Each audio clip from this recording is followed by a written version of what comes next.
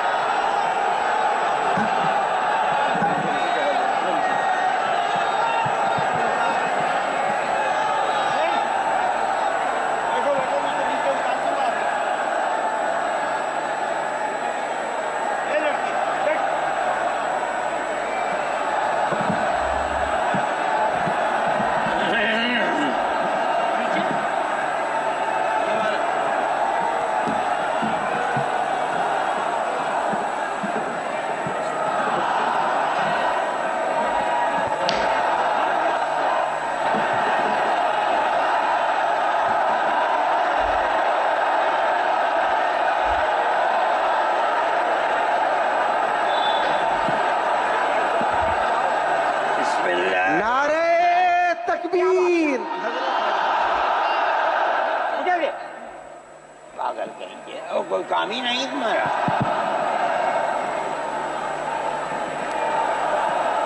بسم اللہ الرحمن الرحیم۔ الحمد للہ نحمده ونستعینه ونستغفره ونؤمن به ونتوکل علیہ ونعوذ باللہ من شرور انفسنا ومن سیئات اعمالنا من يهده الله فلا مضل له ومن يضلله فلا هادي له ونشهد أن لا إله إلا الله وحده لا شريك له ونشهد أن سيدنا ومولانا محمدا عبده ورسوله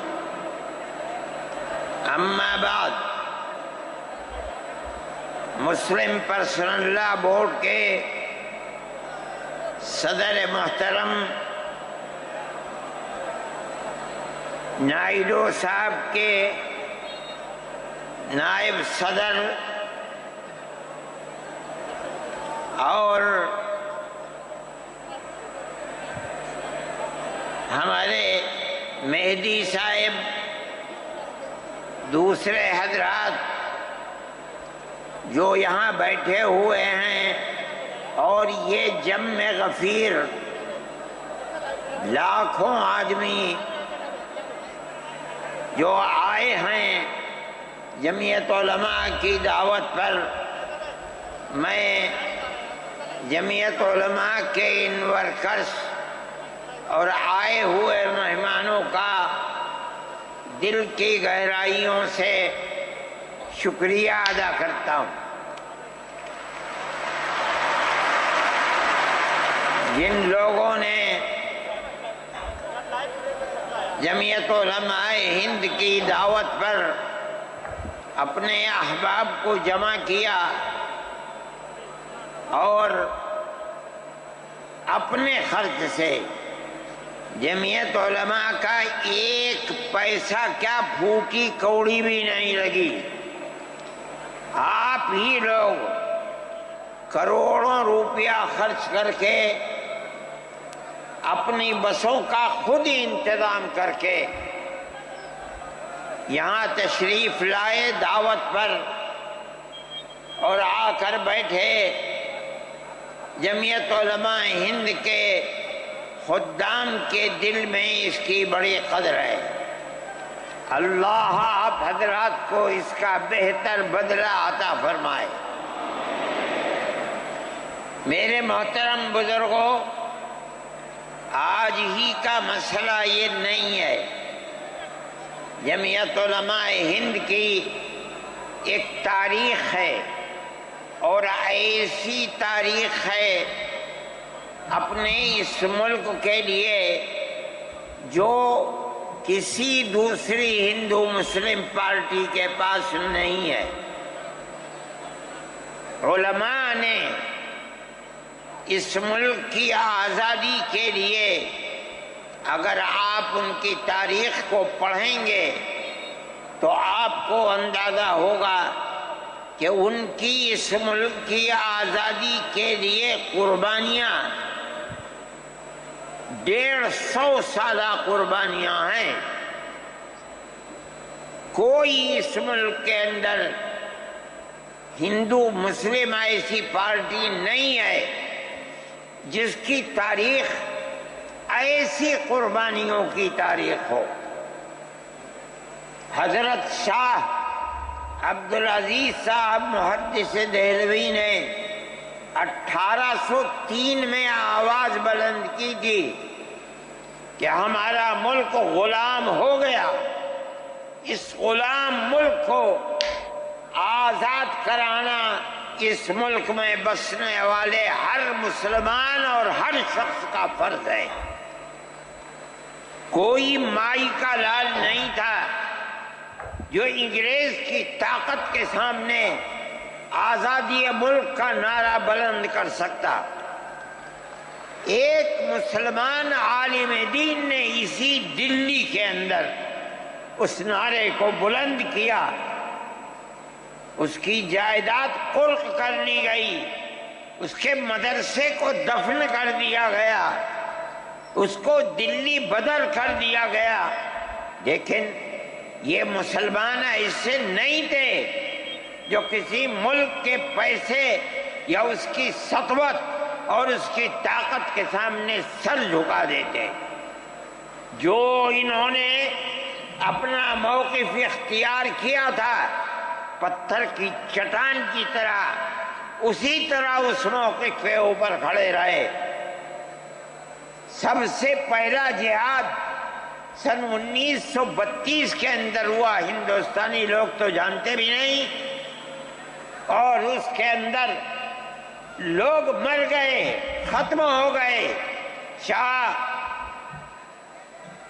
عبدالعزیز صاحب کے رشتے کے، ان کے قریب، ان کے اولاد میں شاہ اسماعیل شہید اور رائے بریلی کے شاہ احمد شہید، دونوں کے دونوں ختم ہو گئے، شہید ہو گئے بالا کوٹ کے میدان میں۔ لیکن پیچھے نہیں ہٹے۔ وہ لوگ جو بچ کر آئے تھے سن 1857 میں پھر جہاد کر دیا، اور اس کے اندر صرف اسی دلی کے اندر 33,000 مسلمان شہید کیے گئے، اور لال قلعے سے لے کر جامع مسجد تک درختوں کے اوپر ان کی لاشوں کو لٹکا دیا گیا۔ یہ مسلمان کی تاریخ ہے، علماء کی تاریخ ہے۔ بتائیں کون ہے جس کی زندگی کے اندر یہ تاریخ مل سکتی ہے؟ میں کہتا ہوں، لاکھوں آدمی کے سامنے کہتا ہوں، کوئی مائی کا لال ہے جس نے اس ملک کی اس طرح خدمت کی ہو جس طرح مسلمان علماء نے خدمت کی ہے؟ میرے بھائی، جمعیت علماء انہی مجاہدین کی بنائی ہوئی جماعت ہے۔ ہم تو ان کے جوتے سیدھے کرنے والے ہیں۔ ہمارا کیا کام ہے؟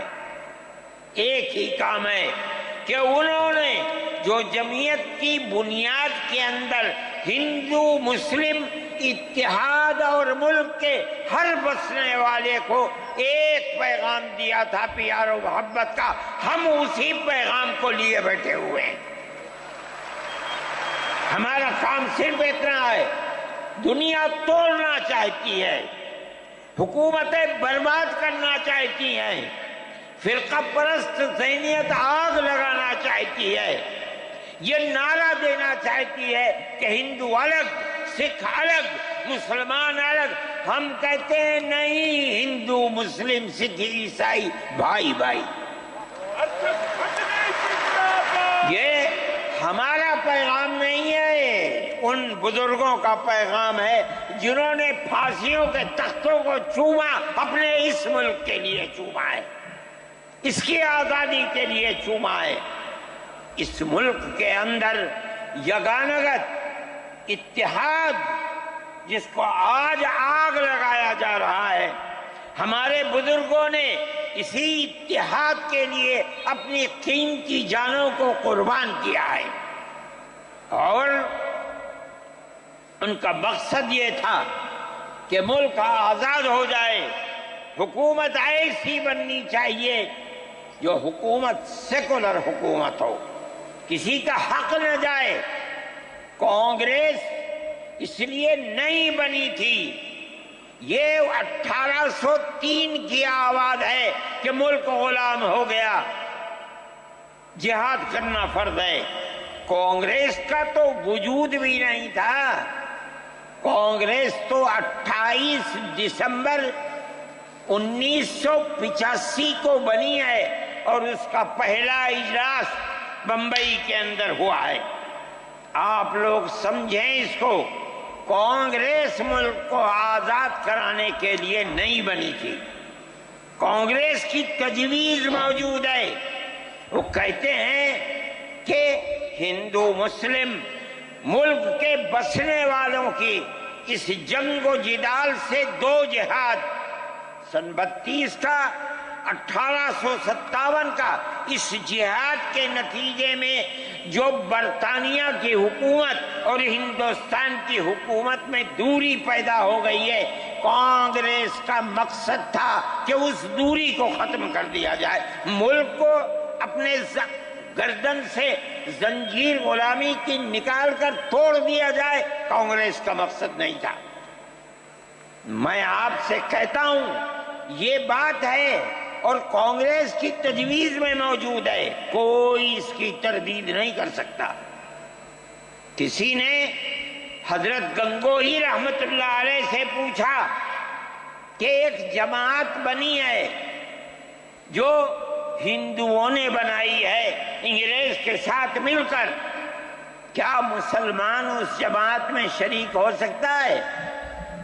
حضرت نے فتویٰ دیا اور یہ کہا کہ جس طرح اپنے کاروبار میں ہندو مسلمان شریک ہو سکتا ہے، اسی طرح اس پارٹی کے اندر بھی ہندو مسلمان شریک ہو سکتا ہے، بشرطے کہ دین کو کوئی نقصان نہ پہنچے۔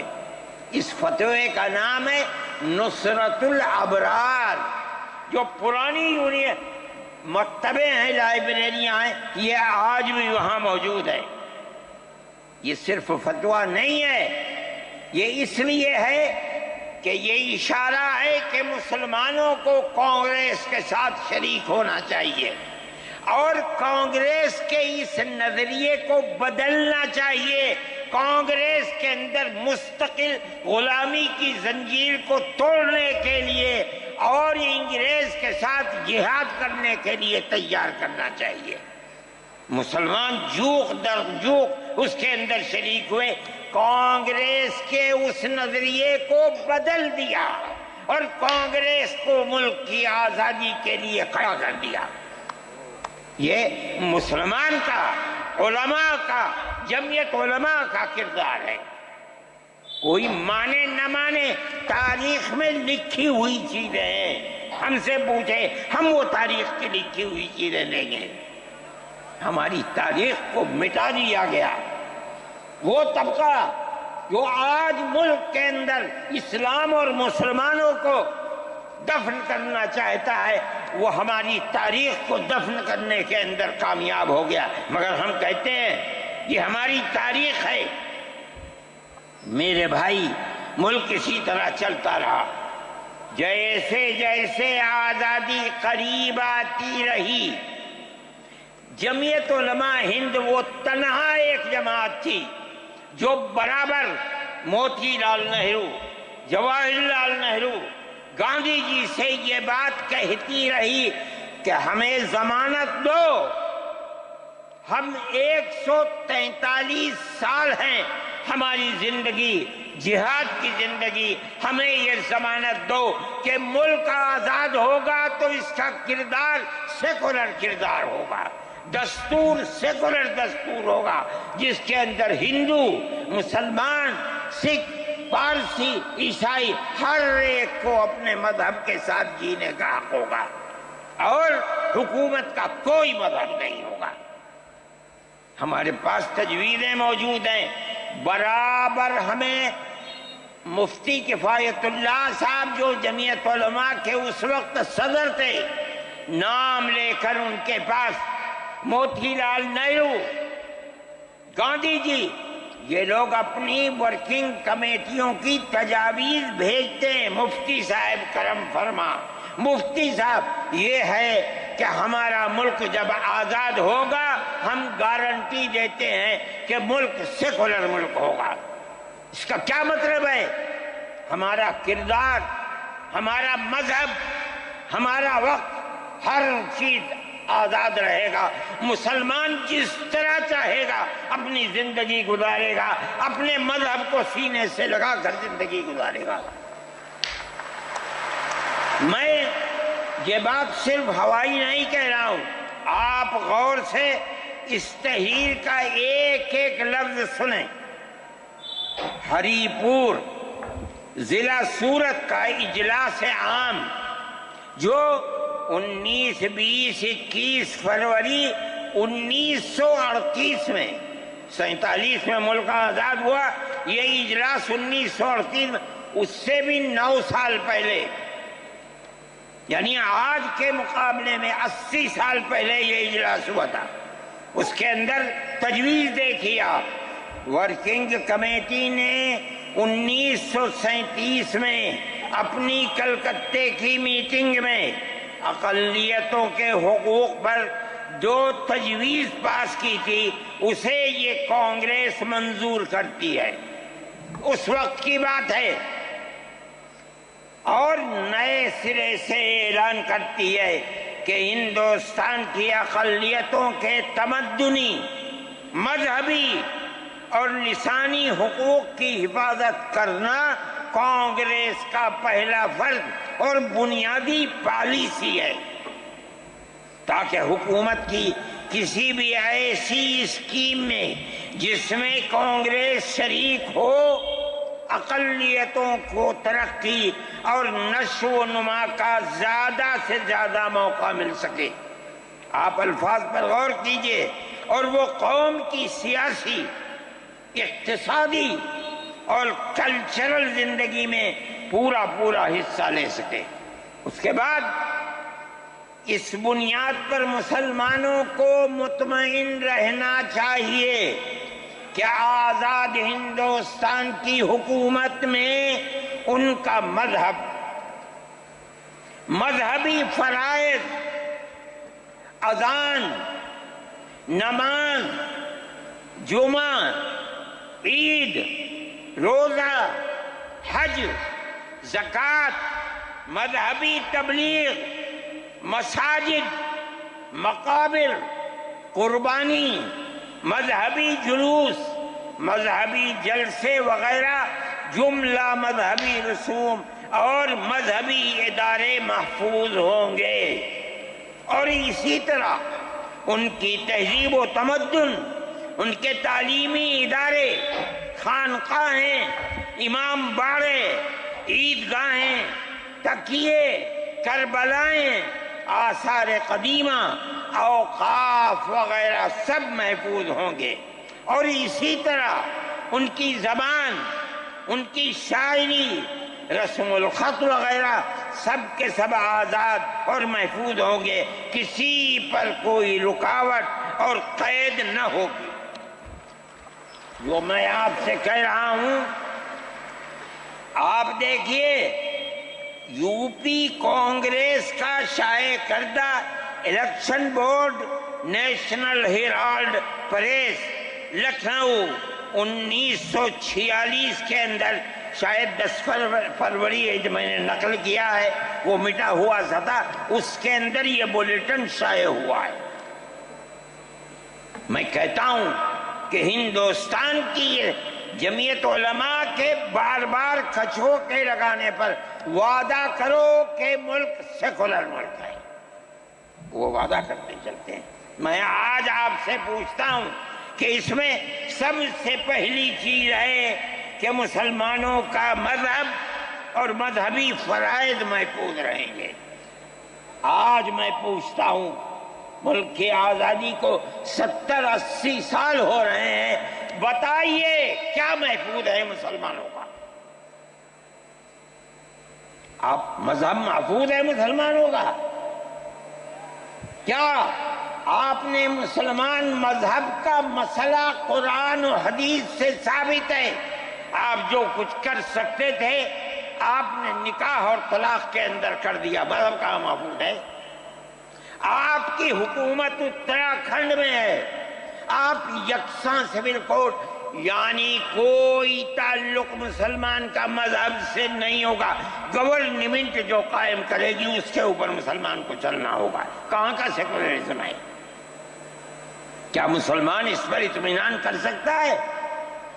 آپ کی زندگی اور آپ کی حکومت کا بنیادی ناپاک پتھر یہ ہے کہ مسلمان کو اپنے مذہب سے آپ دور کر دیں۔ کیا آپ اسے قبول کریں گے؟ یہ آج کی حکومت کا یہ مسئلہ ہے۔ مذہبی فرائض کہاں کے آپ زندہ رہ گئے؟ آج آپ نے مسئلہ بنایا ہے کہ اتراکھنڈ کی ریاست اور شہروں کے اندر مسلمان جو 50 سال سے آباد ہے، آباد بھی نہیں رہ سکے گا۔ یہ آپ کا کردار ہے، یہ تصویر ہے اور ناپاک تصویر ہے، ہم کہتے ہیں۔ اس تصویر کو آپ پیش کر رہے ہیں، یہ تصویر سیکولر دستور کی تصویر نہیں ہے۔ ہمارا آج کا یہ کنونشن سیکولر دستور کی حفاظت کے لیے ہے۔ کہاں ہے جی؟ کیا کر رہے ہو؟ اس ملک کو، ملک میں رہنے والوں کے لیے جہنم بنا رہے ہو۔ جمعیت علماء اس کو قبول نہیں کرتی۔ ہم تو کہہ رہے ہیں اس بات کو، کسی کی زبان اٹھتی ہو یا نہ اٹھتی ہو، لیکن ہم کہتے ہیں کہ جو ہو رہا ہے وہ ملک کو آگ لگانے کے لیے، دستور کو آگ لگانے کے لیے ہو رہا ہے۔ جمعیت علماء اسے قبول نہیں کرے گی۔ اگر جمعیت علماء نے اس بدترین حکومت جو یہ کہتی تھی کہ ہماری حکومت میں سورج نہیں ڈوبتا، جمعیت علماء نے کبھی اس کے سامنے سر نہیں جھکایا ہے، اس کے بعد ہم کس کے سامنے سر جھکائیں گے؟ ہمارا سر صرف ایک اللہ کے سامنے جھکتا ہے اور کسی کے سامنے نہیں جھکتا۔ میرے بھائی، آپ ایک اس کو لیتے ہیں، میں کہتا ہوں اے تو بیٹھ جا۔ آپ کیا کہتے ہیں؟ اس کے اندر جہاں ہے وہاں اسی طریقے سے اوقاف وغیرہ سب محفوظ ہوں گے۔ اوقاف محفوظ ہیں، یہ آپ کے سامنے حضرت مولانا بیٹھے ہوئے ہیں، تقریر کی ہے۔ اوقاف کو ہڑپنا چاہتے ہیں۔ ہماری مسجدیں اسی دلی کے اندر 400 500 سال کی مسجدیں ہیں، جس میں جمعیت علماء کا دفتر بنا ہوا ہے، عبد النبی اکبر کے زمانے کی مسجد ہے۔ اور کتنی مسجدیں جن کے پاس اوقاف، اللہ اکبر، لاکھوں کروڑ کے اوقاف ہیں۔ جونپور میں جا کر کے دیکھو کیسی مسجدیں ہیں، دلی کے قرب و جوار میں دیکھو کتنی بڑی بڑی مسجدیں ہیں۔ ہندوستان کا وہ طبقہ جو ان مساجد کے اوقاف کو ہڑپ کرنا چاہتا ہے، کہتا ہے اگر کسی وقف زمین یا مسجد یا کسی بھی چیز کے کاغذات وقف کے نہیں آئیں اس کو وقف نہیں مانا جائے گا۔ کون 500 سال پرانے کاغذات لا کر کے پیش کر دے گا؟ قانون یہ تھا کہ جو مسجد بنی ہے، جو وقف پر بنتی ہے، وہ ہے، وہ وقف ہے۔ آپ کو کیا درد ہے کہ آپ اس وقف کو ختم کرتے ہیں؟ اس کا مطلب ہے مسلمانوں کی زمین کو ہڑپ کرنا چاہتے ہو، حرام کھانا چاہتے ہو، اس لیے ان اوقاف کو ہڑپ کرنا چاہتے ہو۔ ہم اس کو قبول نہیں کرتے۔ اوقاف ہمارے آباء و اجداد کے کیے ہوئے ہیں، اوقاف اللہ کی ملکیت میں دیے ہوئے ہیں، مسجدیں بنی ہوئی ہیں، آپ ان کی حفاظت کیجئے، اس لیے کہ ہم اس ملک کے رہنے والے ہیں، ہم باہر سے آئے ہوئے نہیں ہیں۔ اگر ہندو گوجر ہے مسلمان بھی گوجر ہے، اگر ہندو جاٹ ہے مسلمان بھی جاٹ ہے، اگر ہندو راجپوت ہے مسلمان بھی راجپوت ہے۔ جاؤ دیکھو کشمیر کے اندر، اگر ہندو برہمن ہے مسلمان بھی برہمن ہے۔ ہم اسی ملک کے رہنے والے ہیں۔ کسی کو اچھا لگا یہ مذہب وہ اس مذہب میں چلا گیا، کسی کو یہ مذہب اچھا لگا وہ اس مذہب میں چلا گیا۔ کیا مذہب کی بنیاد پر اس ملک کے اندر آپ ہمیں جینے کا حق نہیں دیں گے؟ ہم اپنے جینے کا حق کو لیں گے۔ آپ نے جس سیاست کو اختیار کیا، آپ 2 الیکشن پہلے دیکھیے کس قوت کے ساتھ بی جے پی آئی تھی۔ آپ نے جس پالیسی کو اختیار کیا، سیکولرزم کو آگ لگانی چاہیے، اس کا نتیجہ اس الیکشن میں کیا ہوا؟ بی جے پی ہار گئی۔